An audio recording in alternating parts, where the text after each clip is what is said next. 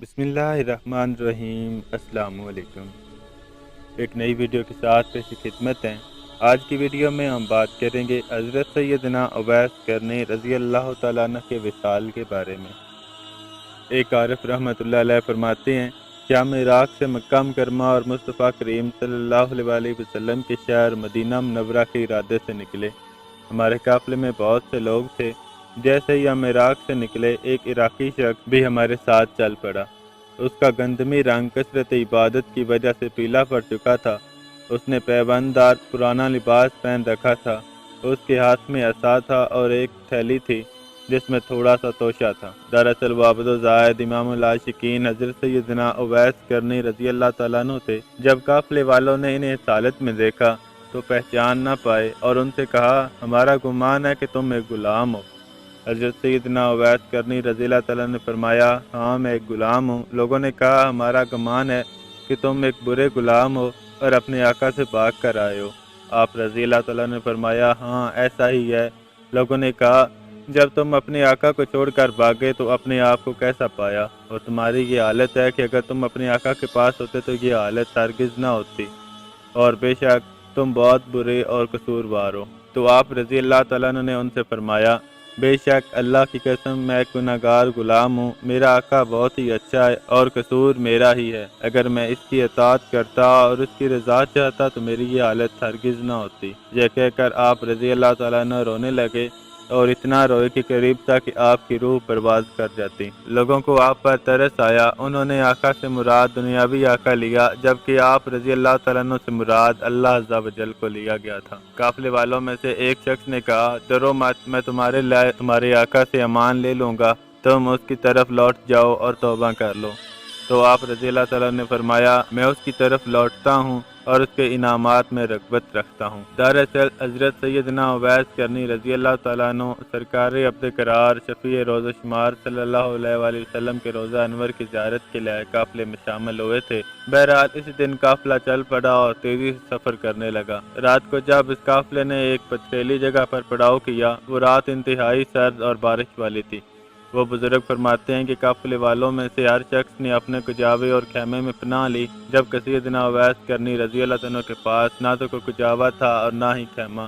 آپ رضی اللہ تعالیٰ نے کسی سے کچھ نہ مانگا، کیونکہ آپ کو یہ بات پسند نہ تھی کہ آپ دنیاوی امور میں کوئی چیز مخلوق سے طلب کریں، بلکہ آپ رضی اللہ تعالیٰ تو اپنی حاجتیں اللہ عز و جل سے مانگا کرتے تھے۔ اس رات آپ رضی اللہ تعالیٰ عنہ کو سخت سردی لگی، یہاں تک کہ سردی کی وجہ سے آپ رضی اللہ عنہ کے اعضائے مبارک کانپنے لگے۔ جب سردی زیادہ غالب ہوئی تو ساس کے رسول صلی اللہ علیہ وسلم کا زیادہ سردی لگنے کی وجہ سے انتقال ہو گیا۔ جب قافلے والے بیدار ہوئے اور کوچ کرنے کا ارادہ کیا تو آپ رضی اللہ تعالیٰ کو پکارا، اے شخص اٹھو، لوگ کوچ کر رہے ہیں، مگر آپ رضی اللہ عنہ نے کوئی جواب نہ دیا۔ تو ایک شخص آپ رضی اللہ عنہ کے قریب آیا۔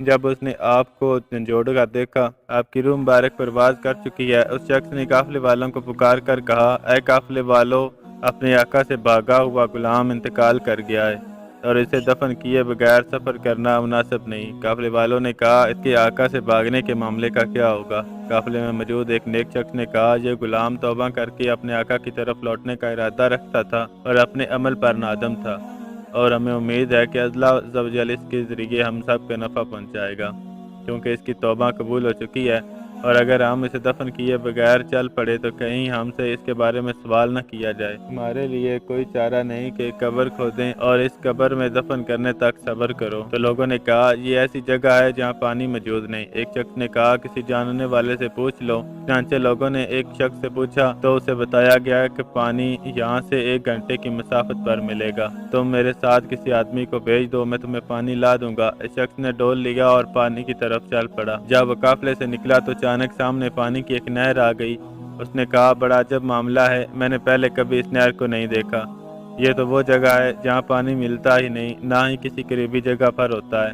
بہرحال وہ شخص قافلے کی طرف لوٹ آیا اور قافلے والوں سے کہنے لگا، تمہاری مشکل ٹل گئی، لکڑیاں جمع کرو۔ تو انہوں نے پانی گرم کرنے کے لیے لکڑیاں جمع کر دیں۔ پھر جب پانی لینے کے لیے نہر پر آئے تو پانی کھولتا ہوا پایا تو اس کے تعجب میں مزید اضافہ ہوا۔ یہ سب کچھ دیکھ کر شرکائے قافلہ اس شخص یعنی حضرت سیدنا اویس کرنی رضی اللہ عنہ سے گھبرا گئے اور کہنے لگے، بے شک یہ شخص بڑی عظمت والا ہے۔ پھر ان لوگوں نے آپ رضی اللہ تعالیٰ عنہ کے لیے قبر کھودنا شروع کی تو مٹی کو مکھن سے زیادہ نرم پایا اور زمین سے خوشبو کی لیپیں آ رہی تھی۔ قافلے والوں نے دنیا میں اس سے زیادہ پاکیزہ خوشبو نہ سونگی تھی۔ اس صورتحال میں ان کا خوف میں مزید اضافہ ہو گیا اور وہ رعب گھبراہٹ میں مبتلا ہو گئے۔ جب وہ قبر سے نکلنے والی مٹی کو دیکھتے تو اسے مٹی کی طرح پاتے اور جب اسے سونگتے تو مشک کی خوشبو پاتے۔ پھر ان لوگوں نے آپ رضی اللہ عنہ کے لیے ایک خیمہ نصب کیا اور آپ رضی اللہ عنہ کے جسد اقدس کو اس میں منتقل کر دیا اور آپ رضی اللہ عنہ کے کفن کے معاملے میں بحث کرنے لگے۔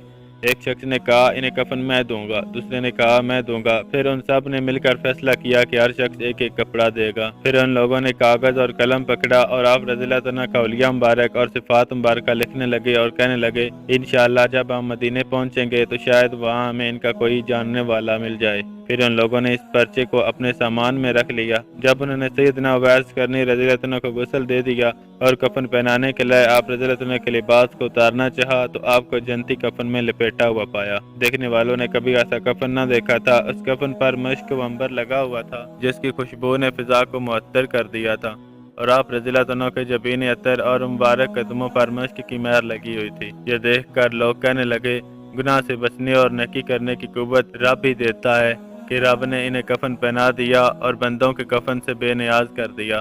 ہم اللہ عز و جل سے امید رکھتے ہیں کہ وہ اپنے اس برگزیدہ اور مقبول شخص کے وسیلے سے ہمیں جنت عطا فرمائے اور ہم پر رحم فرمائے۔ پھر ان قافلے والوں کو حضرت سیدنا اویس کرنی رضی اللہ عنہ کو سخت سردی کی رات میں تنہا چھوڑنے پر سخت ندامت اور شرمندگی ہوئی۔ پھر ان لوگوں نے آپ رضی اللہ عنہ کو دفن کرنے کے لیے اٹھایا اور نماز جنازہ ادا کرنے کے لیے ایک ہموار جگہ پر رکھا۔ جب ان لوگوں نے تکبیر کہی تو آسمان سے زمین تک، مشرق سے مغرب تک تکبیر کہنے والے آوازیں سنی تو ان لوگوں کے کلیجے دہل گئے اور آنکھیں پھٹی کی پھٹی رہ گئیں۔ وہ اپنے سروں سے سنی جانے والی آوازوں سے مرعوب ہوئے اور گھبراہٹ کی شدت کی وجہ سے یہ نہ سمجھ پائے کہ نماز جنازہ کس طرح ادا کی جائے۔